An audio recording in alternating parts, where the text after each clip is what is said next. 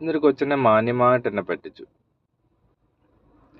ഞാൻ ഒരിക്കലും വിചാരിച്ചില്ല. ഞാൻ വിചാരിച്ചു പെങ്കൊച്ചല്ലേ, പെണ്ണല്ലേ, ഒരു പെങ്കൊച്ചല്ലേ, 10-20 വയസ്സുള്ളൂ. പിന്നെ വന്ന അത്യാവശ്യം നല്ലൊരു അപ്പാർട്ട്മെൻറ്റിൽ നിന്നൊക്കെ വന്നു. ഒരിക്കലും ഞാനങ്ങനെ വിചാരിച്ചില്ല. ഞാൻ ആരും അങ്ങനെ പൈസ കൺഫേം ചെയ്യാറില്ല. കാരണം അവർ തരാതിരിക്കേണ്ട കാര്യമില്ലല്ലോ എന്നുള്ള രീതിയിലാണ് ഞാൻ കണ്ടത്. ഇത് പ്രത്യേകിച്ച് ഒരു പെങ്കൊച്ചിന് 10-22 വയസ്സേ ഉള്ളൂ. ഒരു നല്ല അപ്പാർട്ട്മെൻറ്റിൽ നിന്ന് വന്ന് ഒരു പെങ്കൊച്ചും കൂടിയാണ്. അപ്പോൾ ഒരിക്കലും അവർ പറ്റിക്കത്തില്ല എന്ന് ഞാൻ കരുതി. പക്ഷേ ആ പെണ്ണ് എന്നെ മാന്യമായിട്ട് പറ്റിച്ചു.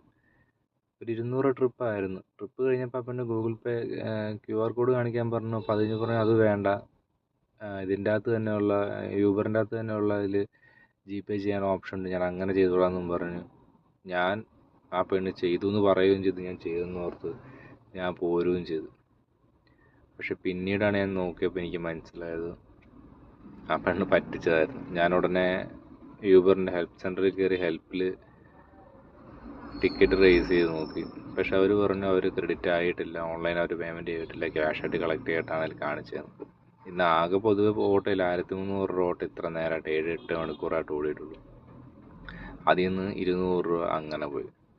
ഇതാണ് നമ്മൾ ആരും കണ്ണടച്ച് വിശ്വസിക്കല് എന്ന് പറയുന്ന മെയിൻ കാരണം.